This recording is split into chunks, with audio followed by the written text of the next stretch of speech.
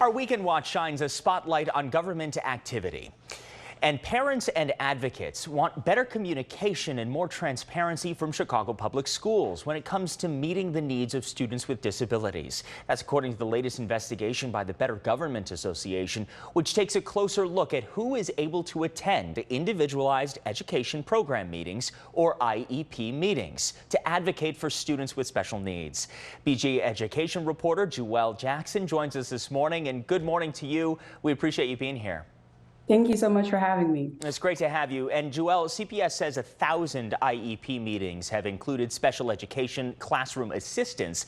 And they told us about the policy in place, saying the Office of Diverse Learners Supports and Services welcomes and encourages parents and guardians to involve their students' special education teacher assistants in IEP meetings. Now, Joelle, some of the parents and educators told you they didn't know about that policy. Can you explain why you think parents and teaching assistants want to have a presence in those meetings?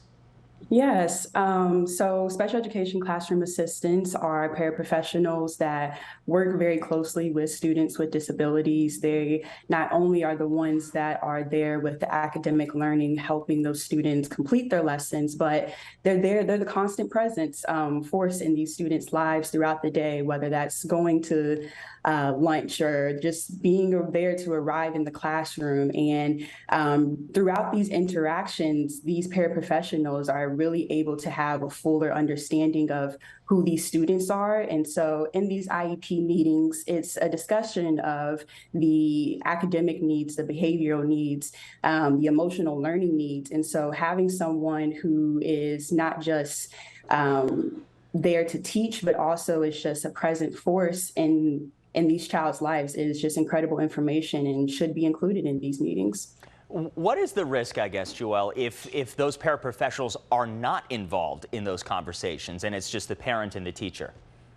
From my understanding, I think it's just mainly a loss of information. And while the teachers, the special education teachers, the school administrators, all required staff of these IEP meetings can speak to the needs and the progression of these students, I think it's just important that those with even more insight are included. And that's what I'm hearing from the local union that represents these paraprofessionals, but also the SECAs that I've spoken with, that they want to be present and advocate even more for these students as these meetings happen annually and typically at the end of the year.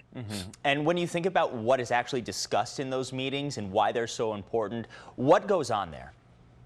I personally I haven't been present at one of these meetings, so I can't fully say, but I will, since they are very individualized and private to these children. But from what I'm understanding is that, just being able to give a full account of what is happening, whether that is, oh, a child is maybe getting tired at a certain point of the day. And so maybe we should have a certain instruction learning plan that is more sensitive to that.